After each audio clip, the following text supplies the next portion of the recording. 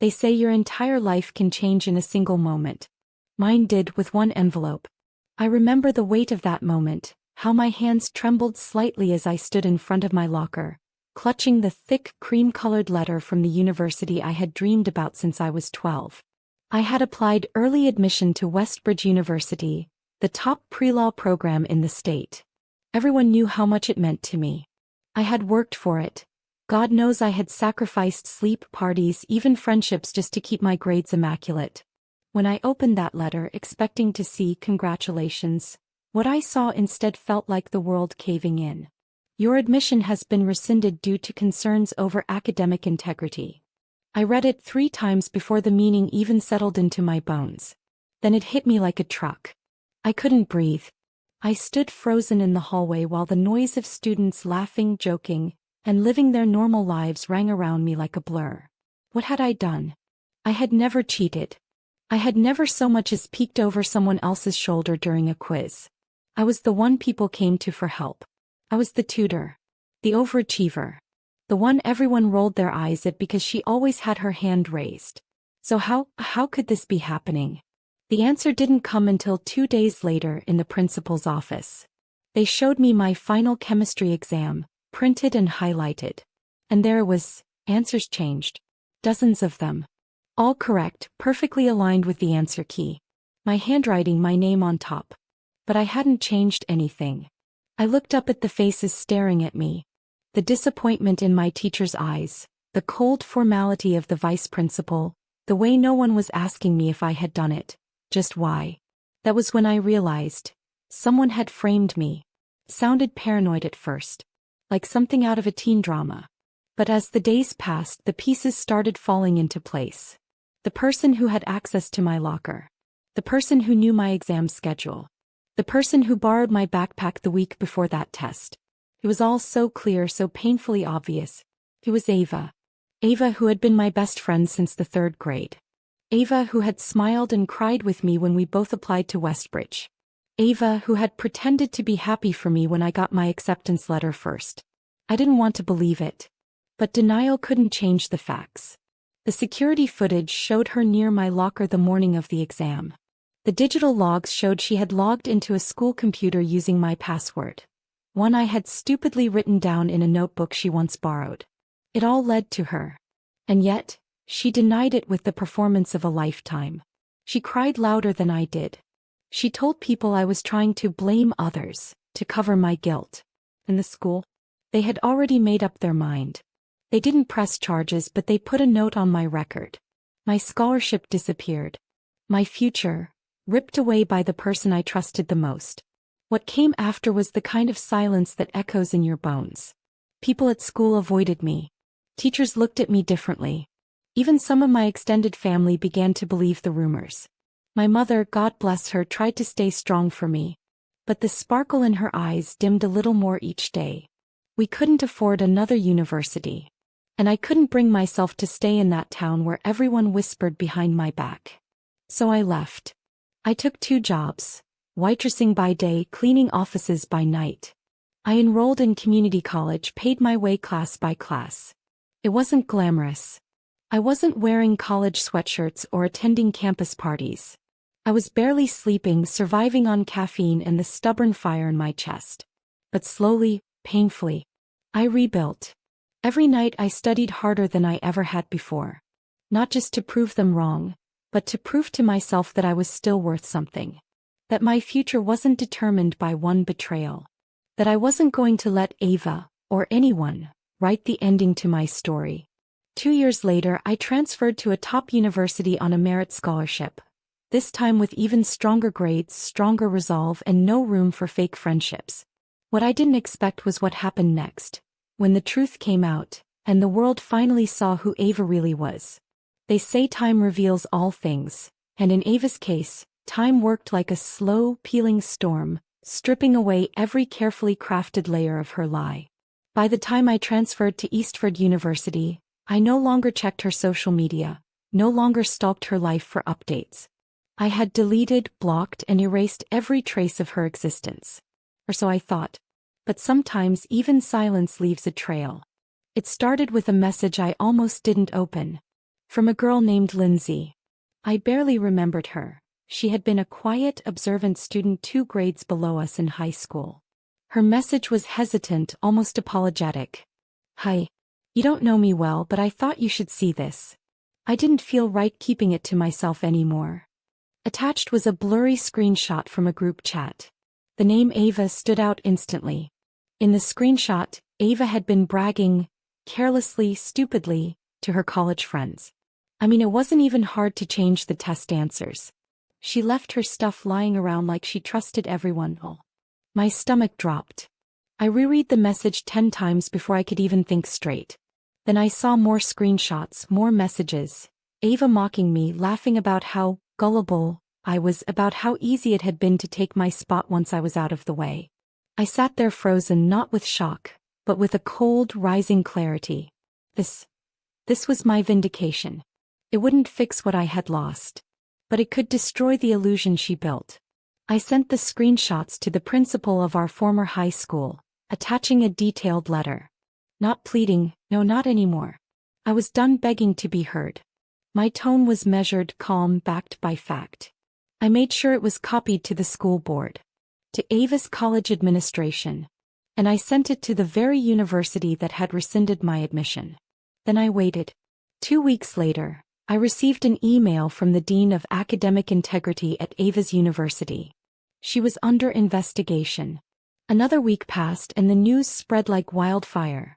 Someone had leaked the screenshots. Suddenly, Ava's perfect little facade began to crack. Classmates distanced themselves. Her internship offer revoked.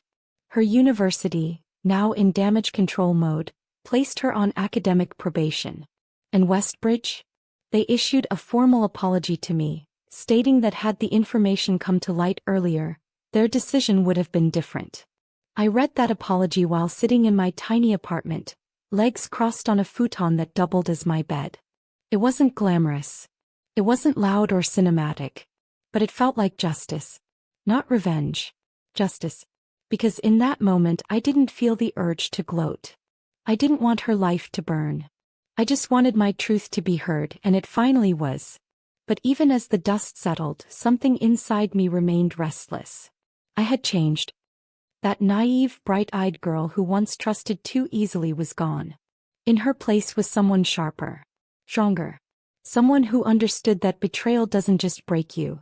It builds you too. I took that strength and ran with it. I graduated top of my class. I got into law school, not Westbridge but somewhere better. Somewhere that didn't judge me by someone else's lie. No. Now I help young women like me, girls who've been silenced, wronged, dismissed. I fight for their names, their rights, their second chances. Because the girl who lost everything found something even better. Her voice. And I'll never let anyone take that from me again. The day the truth came out didn't feel cinematic. There was no dramatic thunderstorm or gasps from a crowd. It started quietly, just an unexpected email on a gray Thursday morning. Subject line: Inquiry regarding academic misconduct case, 2 years ago. I blinked at the screen for a full minute. My stomach twisted. I clicked the message and began reading. It was from a new assistant dean at my former high school. Apparently, a routine audit of their cybersecurity logs had uncovered discrepancies in several students' login histories from 2 years ago, mine included. It had raised red flags. They were reopening a few old cases, mine being one of them. I didn't know whether to feel hope or dread. My hands shook as I typed back a cautious response. I didn't want to get my hopes up again. I had spent years burying that pain, teaching myself not to feel it anymore. But then, just a few days later, the second email came. And this one changed everything. They had undeniable proof now. A full login history from the school's network. IP addresses. Login timestamps. Digital footprints. Everything Ava had done under my name was traceable. She hadn't just accessed my chemistry exam. She'd also sent a copy of the exam key to her personal email. Worse, she had altered other files on the system. Files the school never even knew were tampered with. And there was. Clear. Undeniable. I was innocent. My breath caught. I sat on the floor of my apartment and wept. Not because I was sad, but because finally, the weight I had carried for 2 years had cracked open. I wasn't crazy. I wasn't a liar. I hadn't imagined the betrayal. It was real, and now the world would have to face it. But then another emotion crept in: rage. For 2 years I had lived in the shadow of that lie. I had lost my future, my friends, my confidence. I had spent holidays pretending to smile, birthdays faking happiness, and nights crying into my pillow when no one could hear. And she got to live untouched. She went to Westbridge. She posted selfies at their law building, captioned with, "Some of us earn our place." She lived the life I fought for. And she stole it. Not anymore. The school offered a formal apology. Said they would expunge my record. The assistant dean even asked if I wanted to issue a public statement to clear my name. I said yes, under one condition. I wanted Ava to be named. Some part of me thought they'd protect her. But they didn't. Once the evidence went public, the fallout was immediate. Ava was called in for a disciplinary hearing at Westbridge. Turns out she had kept her secrets well hidden, but not well enough. Other infractions surfaced. A professor even admitted he suspected her of plagiarism once but hadn't had enough proof. This time there was no escape. She was expelled within 2 weeks. Her scholarships pulled. Her name blacklisted in academic circles. Westbridge made a quiet but firm announcement that they do not tolerate academic dishonesty or misrepresentation in any form. I watched it unfold from the safety of my little apartment with a cup of tea in my hands and a calm I hadn't felt in years. People from high school started reaching out. Old classmates, teachers, even my former chemistry teacher, the one whose disappointment had once burned me to the core. They all said the same things: "I'm so sorry. We should have believed you. We didn't know. I wish we had done more." But their apologies didn't undo the damage. And I didn't need their pity. Because here's the thing. I had already rebuilt myself from the rubble. I had climbed out of the hole Ava threw me into, brick by painful brick. I had earned my place in a new university without cheating, without stealing, and without tearing anyone down. I had made it on my own. Ava? She had built her success on lies. It was only a matter of time before it collapsed. Still, one final moment gave me the closure I didn't know I needed. She reached out. Ava messaged me late one night on social media. Her profile was gone the next day, but I'll never forget what she wrote. "I'm sorry. I don't know what came over me. I was jealous. I thought you had everything and I had nothing. I never meant for it to go so far. I didn't think they'd believe it. That was it. No begging for forgiveness. No excuses. Just that tiny, pitiful message." I didn't respond. Because silence was all she deserved. I wasn't that girl in the hallway anywhere. The one trembling, confused, and helpless. I was the woman who had survived it. Who had turned pain into purpose, betrayal into strength. Ava thought she'd taken everything from me. But what she really did was give me a story I'd never forget, and a fire I'd never let burn out. It happened on a Tuesday, one of those days that starts out so ordinary you'd never guess how it would end. I was in the campus library, buried in legal case studies for my final exams, when my phone buzzed with a message from an unknown number. I almost ignored it. But something made me open it. "You don't know me, but I have something you'll want to see. About Ava. Check your email." I froze. For a full minute I just stared at that message, my heart beginning to race. After everything that happened, Ava had become a shadow I tried not to chase anymore. But her name still had the power to make my hands tremble. I opened my email. There it was, a single message, subject line, "Proof." Inside were screenshots, videos, a folder full of files. A former student from my high school had found me. He had transferred the same year I left and had been doing an internship with the IT department. While scrubbing old data, he came across log records, surveillance backups, and emails that had never been permanently deleted. And there was everything. Video footage of Ava accessing a faculty computer with my login credentials.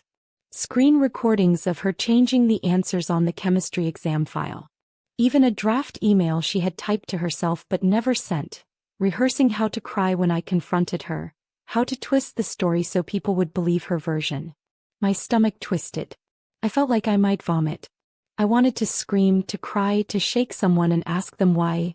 Why she would destroy my future like that, why she hated me enough to sabotage something I had earned with everything in me. But more than that, I felt the deepest, most searing relief. I wasn't crazy. I wasn't imagining things. I had been telling the truth all along, and finally I could prove it. I sent the files to my mother first. She called me sobbing, her voice breaking with pride and heartbreak. Then I contacted the university's ethics committee with all the evidence attached, followed by a formal appeal to Westbridge's admissions board. They responded within a week. I was invited to speak via video call with the board, and for the first time they listened. Really listened. No accusations, no assumptions. Just calm, measured inquiry and the weight of undeniable evidence. 3 weeks later, I received an official letter from Westbridge University. They offered me a place. Not just an acceptance, but a personal apology for their oversight for the damage done. They couldn't undo the years I lost, but they wanted me to know that they now believed me, and that my name would be cleared in the National Academic Database. I cried for hours that night. Not because I was finally going to the school of my dreams, but because after so long carrying a wound no one could see, the truth had finally spoken for me. But that wasn't the end. I had a choice to make. Let Ava walk away quietly, or make sure she felt the consequences of what she did. I chose the latter. And not out of vengeance, but out of justice. With my attorney's help, I filed an official complaint with the school board and submitted the digital evidence. A full investigation opened into Ava's academic conduct, and once her current university found out, they launched their own inquiry. She lost her scholarship. She was suspended pending review. And just like that, the future she had stolen from me, by forging my downfall to elevate herself, crumbled. But you know what? I didn't feel triumph. I didn't throw a party. I didn't post it on social media or bask in revenge. I simply let go. Because the real victory wasn't watching her fall. It was standing tall again. After the truth came out, things moved fast. I was offered scholarships from more than one law program, invitations to speak on academic integrity panels, and even a feature in a student spotlight article titled, "She Was Framed, Now She's Fighting for the Truth." My inbox filled with messages, some from former classmates apologizing for not believing me, others from students who had faced their own injustices and found hope in my story.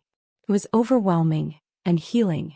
But more than the accolades or sympathy, what mattered most was the quiet power I rediscovered in myself. I had survived the kind of betrayal that can break a soul. I had rebuilt from the ashes without shortcuts, without pity. Every paper I submitted, every grade I earned was real. In my final year, I co-founded an organization called Second Truth, a support group for students who had faced wrongful academic accusations. We offered emotional support, legal referrals, and helped change the conversation around assumed guilt in academic systems. And through it all, I held close the girl who stood frozen in that high school hallway, letters shaking in her hands, believing her life was over. Because she wasn't weak. She was just waiting to rise.